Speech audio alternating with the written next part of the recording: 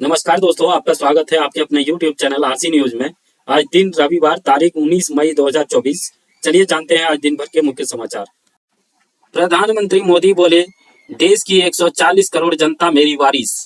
कांग्रेस की 4 पीढ़ियों ने दिल्ली पर राज किया, आज 4 सीट पर लड़ने की ताकत नहीं है। जी हाँ दोस्तों, प्रधानमंत्री नरेंद्र मोदी ने शनिवार 8 मई को उत्तर पूर्वी दिल्ली में जनसभा की। उन्होंने कहा कि मेरा कोई वारिस नहीं है, देश के 140 करोड़ देशवासी मेरे वारिस हैं। मैं आपके लिए ही दिन रात मेहनत कर रहा हूँ। मेरा पल पल आपके लिए है।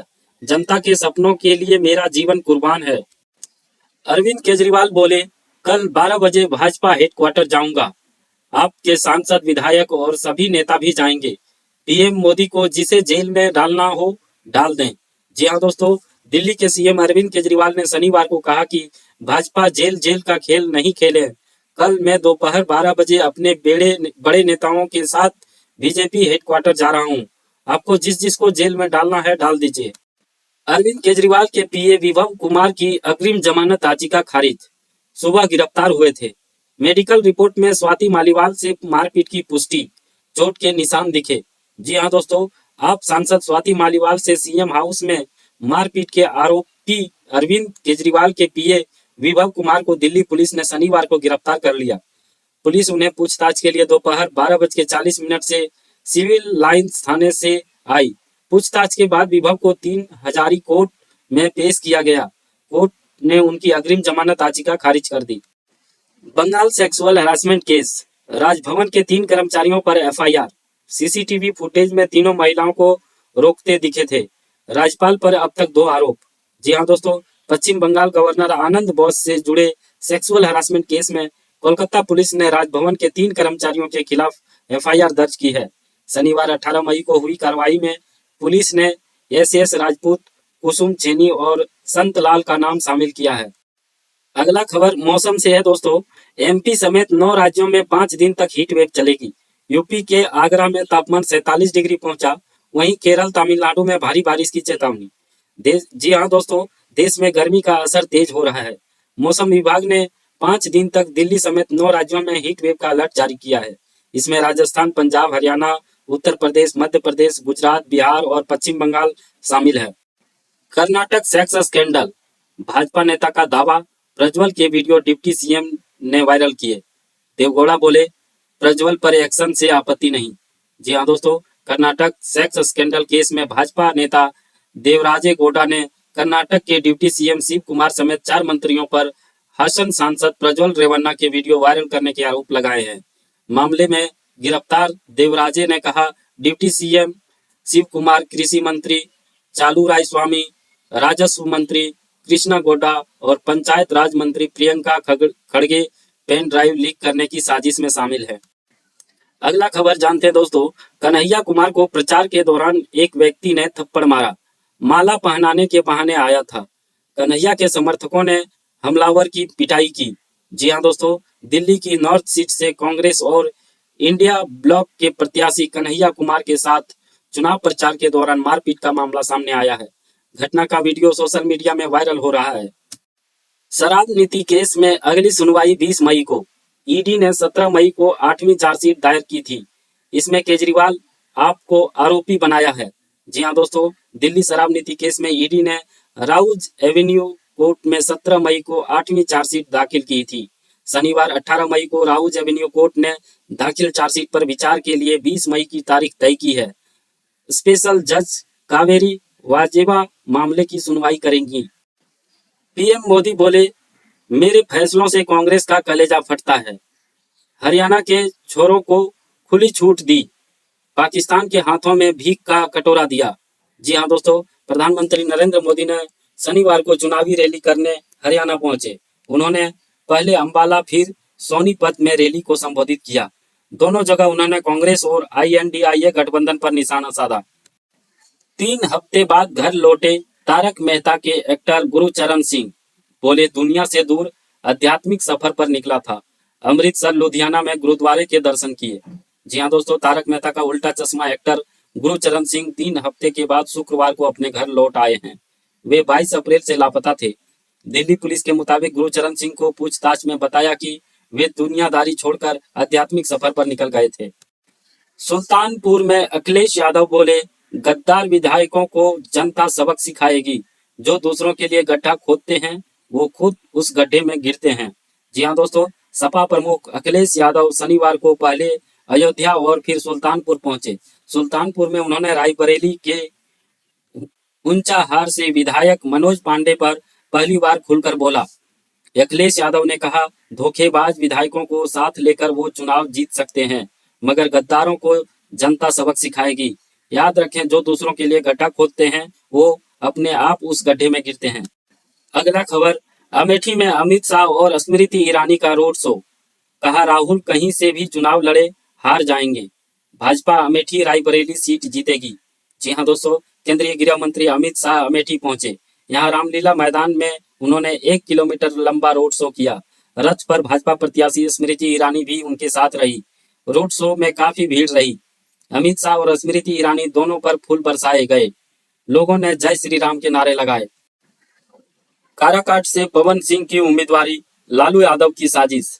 डेहरी में बोले उपेंद्र कुशवाहा, इन पर कार्रवाई करना भाजपा का काम, चुनाव में एनडीए एक तरफा जीतेगा। जी हाँ दोस्तों, डेहरी में शनिवार को एनडीए कैंडिडेट उपेंद्र कुशवाहा ने काराकाट सीट से भोजपुरी स्टार पवन सिंह की निर्दलीय उम्मीदवारी को लालू यादव की साजिश करार दिया। उन्होंने कहा कि लालू यादव जो भी उनके खिलाफ कर सकते हैं वो कर रहे हैं। उनकी साजिश को लोग समझ रहे हैं कि उनसे किसका फायदा हो सकता है और किसका नुकसान हो सकता है। 5वें चरण के लिए चुनाव प्रचार थमा। रोहिणी, चिराग और रूडी की किस्मत दांव पर। 20 मई को मधुबनी, मुजफ्फरपुर, सारण, हाजीपुर, सीतामढ़ी में वोटिंग। जी हाँ दोस्तों, बिहार में लोकसभा चुनाव के 5वें चरण का प्रचार थम गया है। मधुबनी, मुजफ्फरपुर, सारण, हाजीपुर और सीतामढ़ी में 20 मई को वोट डाले जाएंगे। वोटिंग सुबह 7 बजे से शाम 6 बजे तक होगी। मतदान की सारी तैयारियां पूरी कर ली गई है। अगला खबर, भारत से इजराइल जा रहा था हथियारों से लदा जहाज। स्पेन ने नहीं दी रुकने की इजाजत। कहा, मिडिल ईस्ट को हथियार नहीं शांति चाहिए। जी हाँ दोस्तों, स्पेन ने भारत से विस्फोटक लेकर इजराइल जा रहे एक जहाज को अपने पोर्ट पर रुकने की इजाजत देने से इनकार कर दिया। डेनमार्क का झंडा लगा ये जहाज चेन्नई के इजराइल के हाइफा पोर्ट जा रहा था। अमेरिका में ट्रंप समर्थक को 30 साल की जेल। पूर्व स्पीकर नैन्सी पेलोसी के पति को हथौड़े से मारा था। वकील बोला वह मानसिक रूप से बीमार था। जी हाँ दोस्तों, अमेरिकी सांसद की पूर्व स्पीकर नैन्सी पेलोसी की पति पॉल पेलोसी पर अक्टूबर 2022 में ट्रंप समर्थक ने जानलेवा हमला किया था। इस मामले में कैलिफोर्निया की कोर्ट ने शुक्रवार 17 मई को हमला करने वाले शख्स या डेविड डी पापे को 30 साल की सजा सुनाई है। अगला खबर अमेरिका से ही है। अमेरिका ने भारत के चुनाव की तारीफ की। कहा, भारत में जीवंत लोकतंत्र। यूएस मीडिया से कहा था बीजेपी जीती तो मुसलमानों के लिए खतरा। जी हाँ दोस्तों, अमेरिका ने भारत में हो रहे चुनाव की सराहना की है।